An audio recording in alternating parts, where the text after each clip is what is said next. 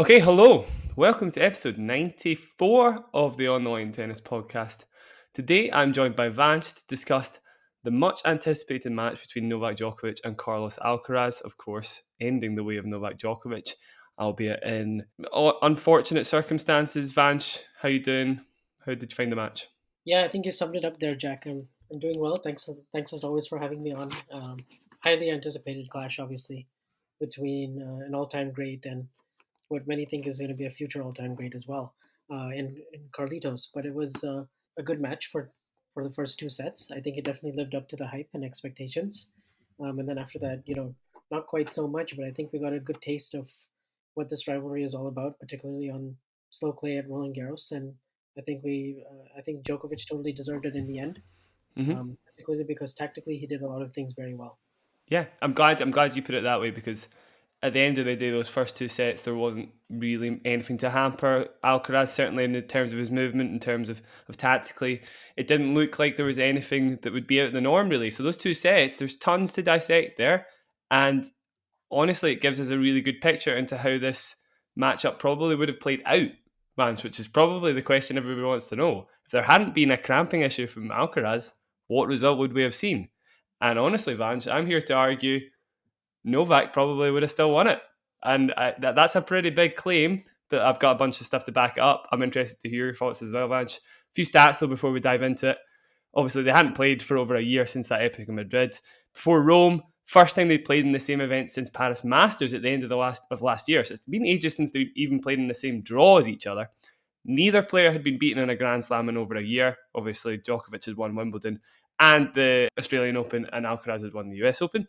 Djokovic now 20 of his last 21 semi-finals won at Grand Slam level. That lost to Team, of course, you highlighted on Twitter, Vanch, in 2019. And another one from Vanch himself on Twitter. No right-handed player with a two-handed backhand has ever won a completed tennis match at Roland Garros versus Novak Djokovic. Yeah, so that particular stat, the last one that you just mentioned, I mean, I think some of it is obviously coincidence because I mean, most of the players on tour are right-handed and play with a two-handed backhand. You could certainly say that as well, but I think it speaks to Djokovic's ability to really get the better of those types of players and plaster them in their forehand corner and make life extremely uncomfortable for them when they're defending on their two-handed backhands as well. And for all the disadvantages that we talk about over one-hander on the clay, that little bit of extra time and that heavy topspin and that ability to vary their heights, as well as the straight up power that you can generate. Because at the end of the day, clay court tennis is as much about creativity as it is about power and strength and shot making and physicality. And players with a one handed backhand have certainly been able to do that to Novak, along with obviously Rafa and other lefties. So I just thought that was a good illustration. And because Alcaraz is the caliber of player that he is, and because many people had him as a favorite going into this match, that was certainly, it's still kind of a wacky coincidence that it would have been the first time, had Alcaraz gone on and won. So I Yeah, thought that was really worth a mention on Twitter. yeah, absolutely. Right, let's dive into a little bit to do with this matchup because the first two sets, obviously very interesting how they played out. Particularly important, I think, that Novak won that first set, given he has won his last 98 matches at Grand Slam level after winning the first set. Dates back to Stan Wawrinka in the 2016 US Open final. What was Novak doing during those two sets to bother Alcaraz? So in Madrid, one thing I'd like to talk about is the fact that Alcaraz was able to bother Djokovic so consistently with that kick serve out wide in the ad court. Right, Alcaraz won 73% of his service points in the ad court in Madrid. That's higher than his average amount of ad court service points won throughout the entirety of his career. So against the best returner of all time, he was getting massive rewards for hitting that crazy kicker. From the start of this match, I think it was pretty clear, firstly, that the altitude of Madrid definitely helped somewhat, and that the speed of the courts then helped with the +1 of Carlos afterwards too. So it was very clear on a slow court or slower court, and this is the difference between slower clay and your sort of crazy altitude heavy Madrid sort of conditions. Novak was able to slow ball the those kickers back. He moonballed them back a lot of the time with more control in his returns than he did in Spain. There was a few times he tried that in Madrid. A lot of the time it was harder to control, or Carlos would take it straight out of the air with a drive volley. Became very difficult for Djokovic to then find his way back into the point. Anyway, the stats then went from Alcaraz winning 73% of his service points in the ad court in Madrid to 64% here in France. And that's a huge drop considering he only missed, Vanch, 4 first serves in the ad court in the first 2 sets. Only 4. So you're talking a huge first serve percent in, but Novak is still winning a huge chunk of those points compared to Madrid. So It's already, interesting that you say that about the first serve because he only missed 5 total first serves in the entirety of the first set alone, and if 4 of them were on the ad side, that's very revealing because, as you know, Alcaraz loves to feast off of that +1 right yeah, after the serve, and Djokovic was doing a great job neutralizing it with his return. yeah, it's wild, isn't it? Yeah, I think that word is quite important there, Vanch, neutralising, right? Because the players we've been looking at recently for the Alcaraz playbook, Jan-Lennard Struff, Fabian Marotzan, Yannick Sinner, have tended to go pretty damn big off of the first ball, right? And I thought that's what Novak might do. He might change up his return strategy to go offensive. We saw the odd one from Novak, channeling that crazy US Open return that he did against Federer, where he went really big. But generally, he was a bit more passive than those players that I aforementioned. But Vange, for me, he trusted himself in the longer rallies for reasons I'll go into. Were you surprised at the fact that he didn't go that offensive, basically? That's not really what Novak does, but I kind of expected him to change it up. What did you think? Yes and no. I do think because of the windy conditions, they both players sort of had to recalibrate what they were doing from the baseline. I did think actually Alcaraz was struggling a little bit hitting on the rise in this match because he looked to be really aggressive off of some short balls, particularly on his backhand, and he missed quite a few of them actually in the net because I think he struggled to bring the ball down and actually hit successfully on the rise. But I thought Djokovic did a really good job in the backhand to backhand exchanges. But not only that, I think when he took his backhand down the line, he was incredibly effective. And the reason being, and one, I think he's watched the center matches clearly because he came in and he did his homework. Because if you hit backhands down the line and you try to rush Carlos, or not even rush Carlos, but you just hit it with a lot of depth and a good amount of precision, Alcaraz is going to go cross court 80 to 90% of the time on his forehand wing. He's not going to be as unpredictable in terms of going down the line with his forehand and using that pattern changing shot that we've often seen from other players. So I think Djokovic really sensed that.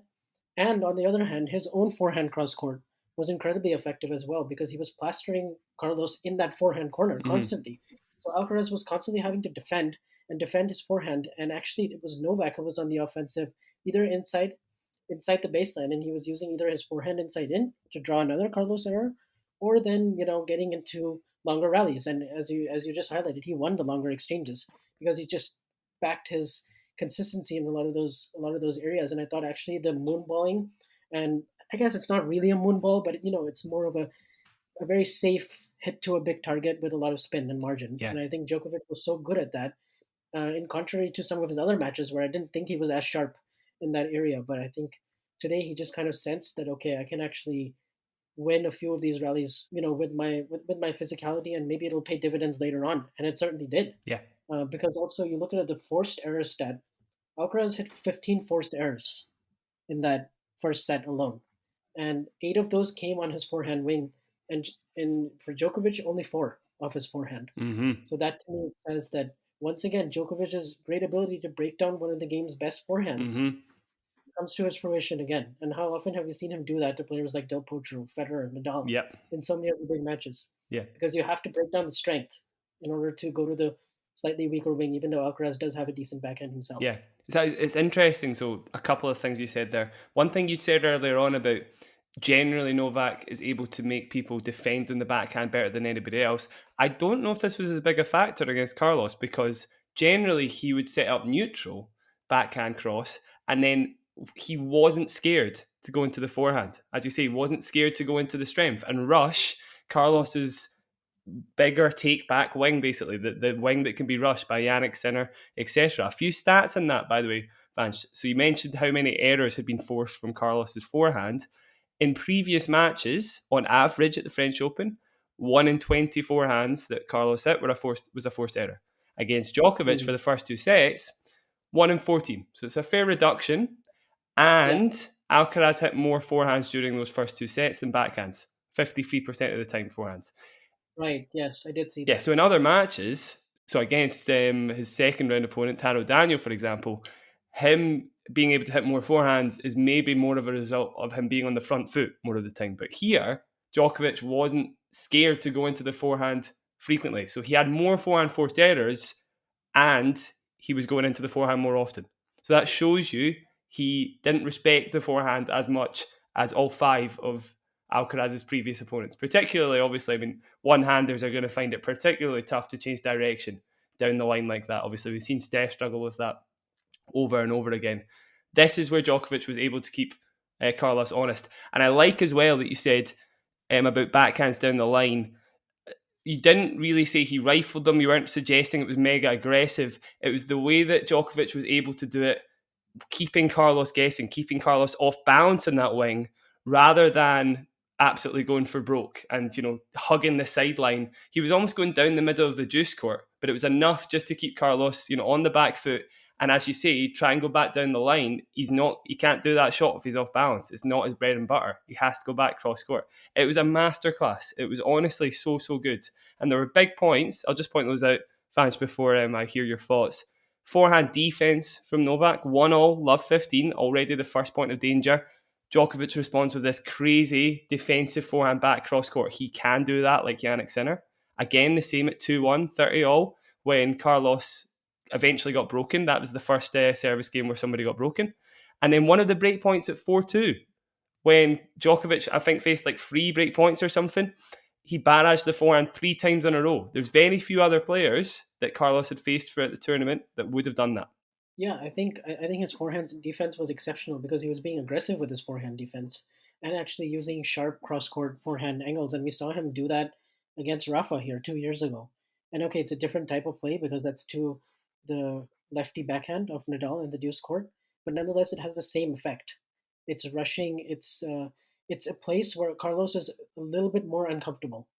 He's a little bit more hesitant when it comes to taking that forehand down the line than a few other players are. Now I've seen him hit some really good ones where he's stretched out wide and he has to uh, he has to basically go for broke. But it's just a lot more low percentage. You're not going to make it as often, and Alcaraz wants to be hitting forehands from the ad side. That's his main goal. He wants to be hitting forehand inside out, forehand inside in. That's what he likes to do.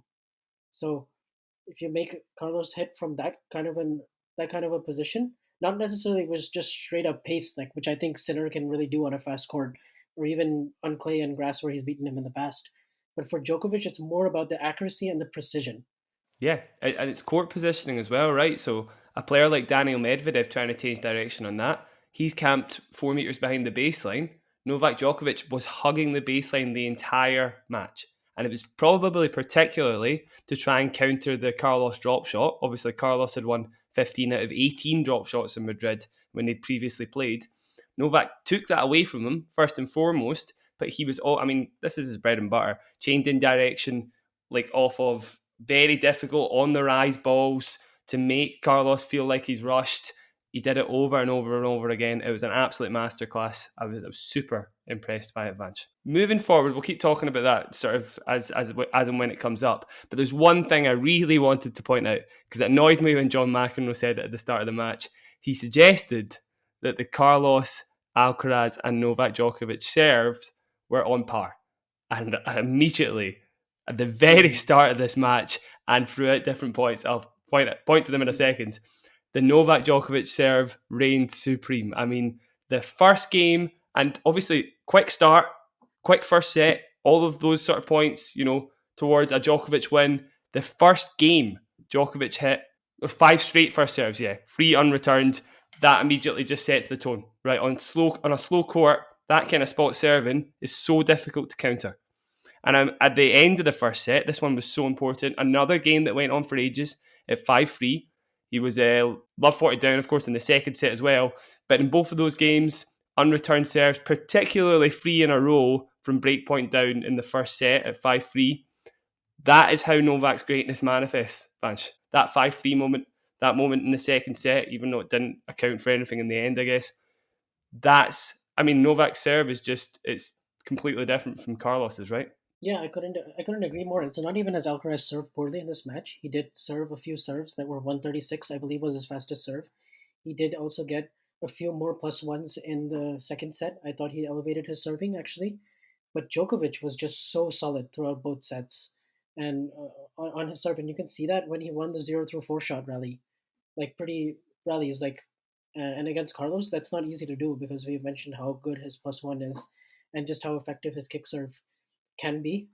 For Djokovic, that was no problem. And I thought he hit his serve down the tee on the deuce side extremely well because he knows that Alcaraz, and also he took advantage of Alcaraz's deep court position by mixing in a few more serve and volleys.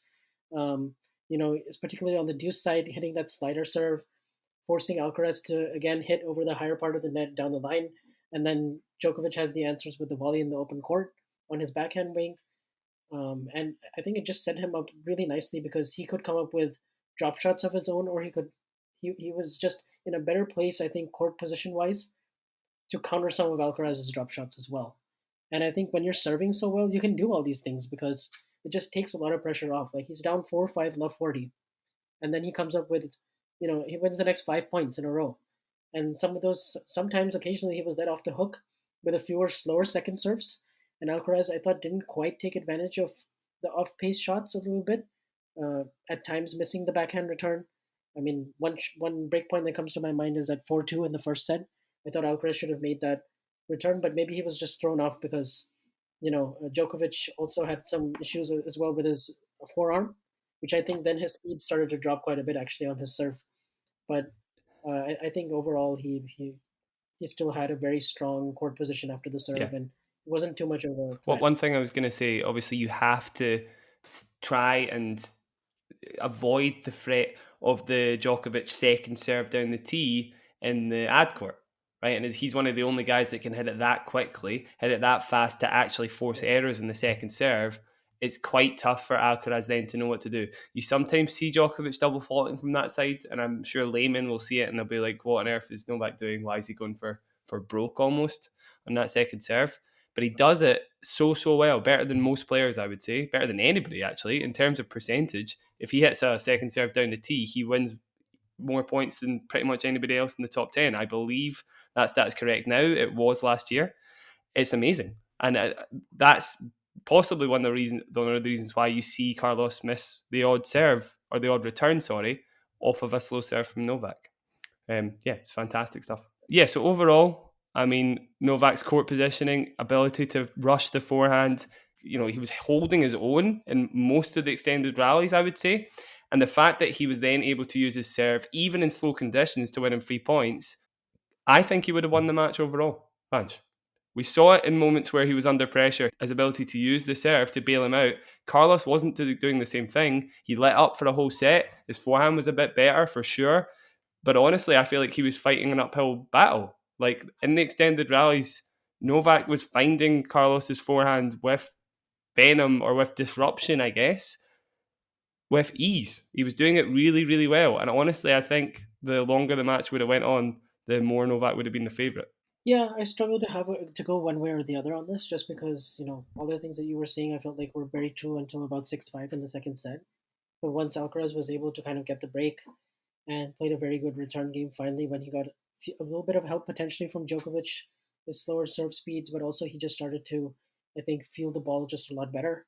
I think he started to attack with his own forehand quite a bit and just play the kind of natural offensive tennis. I felt like he was very excited and overeager at points in this match and very nervous at the beginning, understandably so because of how big the match was, and maybe perhaps a lot of that combination of like youthful energy and just the absurdity of trying to do a lot with his shot making, combined with just the experience of playing Djokovic on a big stage and just like everything all at once kind of contributed to him physically struggling when at 1-1 in the third set. And so because it was 1-1 and because it was 1 set all, I'm sort of I can't say for certain who would have won this match, Of but course. certainly Djokovic was doing a lot of things tactically very well to suggest that he would have been able to keep that Yeah. level up in this format and probably come out on top. So Yeah, I mean, I see the end of the second set more as a blip.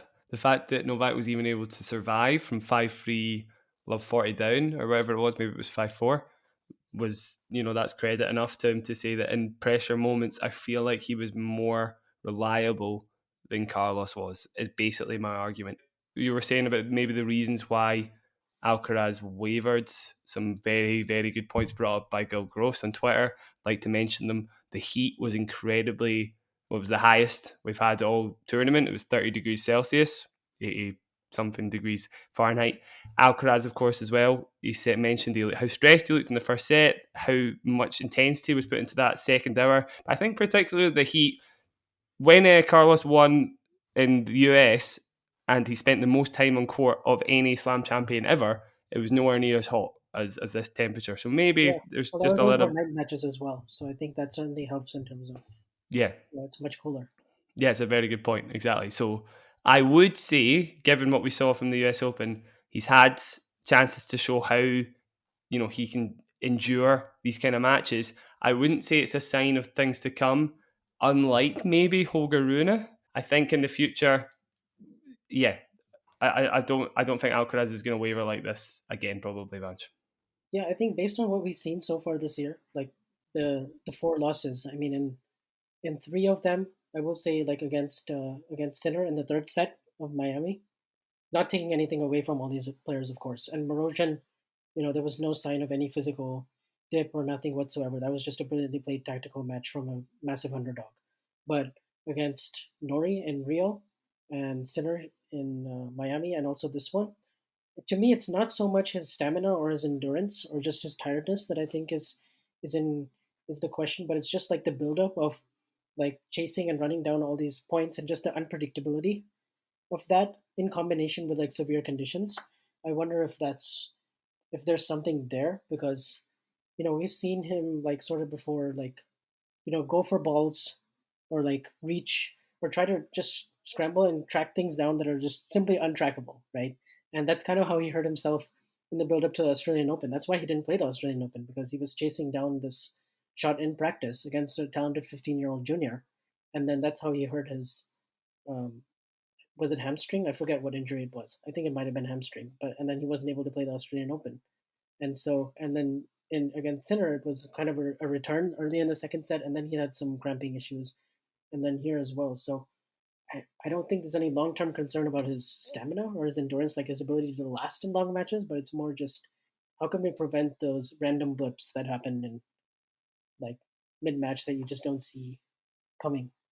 Maybe it's a question for his team in terms of like hydration, preparation, like fluids, or just something that he's maybe doing a bit too aggressively. But I don't know because a lot of that audacious shot making and the speed and the stuff we love to watch, like I mean, you couldn't have known that this was going to happen in the beginning of the third set. Like it was 2.5 hours of brilliant tennis until this actually occurred.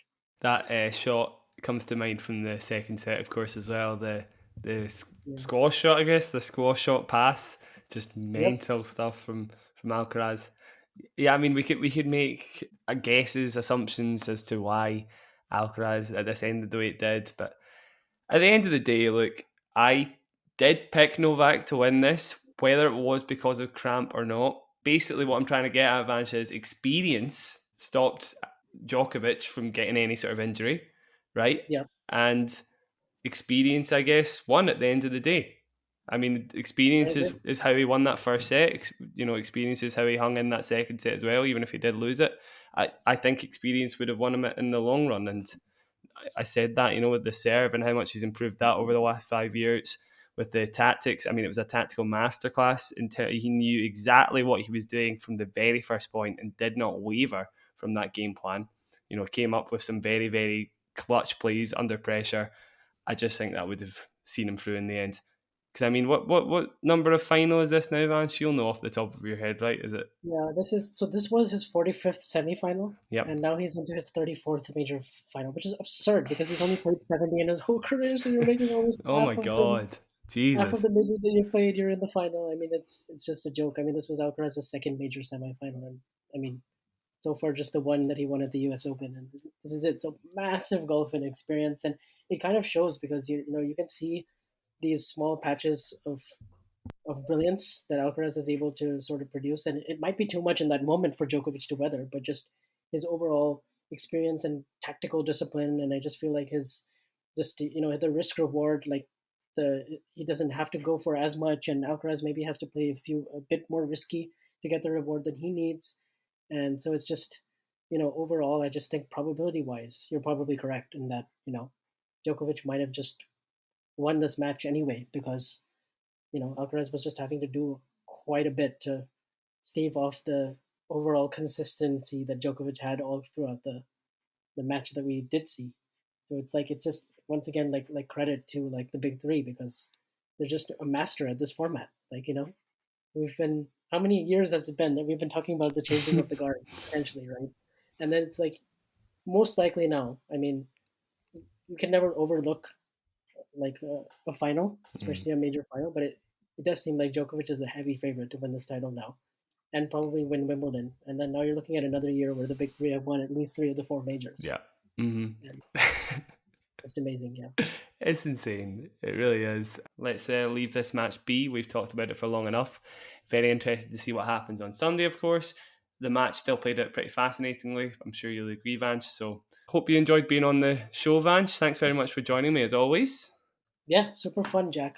Happy to be on anytime. And yeah, it was a good tennis for quite a bit. Very happy to have you, Vanch. Everybody listening, drop us a little like, a little subscribe on YouTube if you could, please. We'll catch you next time on the On the Line Tennis Podcast. Cheers, Vanch. Thank you. Cheers. Thanks, Jack.